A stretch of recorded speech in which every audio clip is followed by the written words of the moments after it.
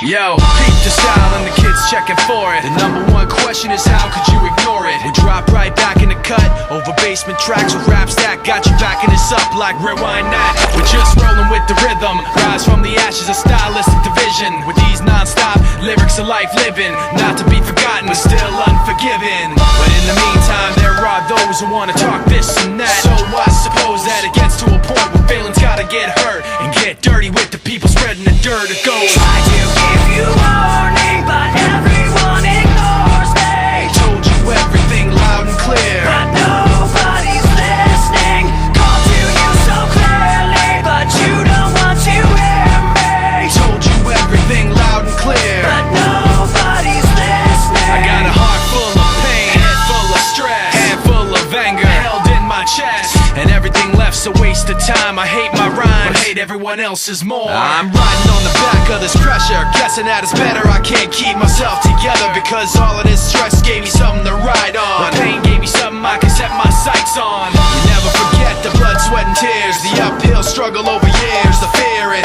trash talking and the people it was to, and the people that started it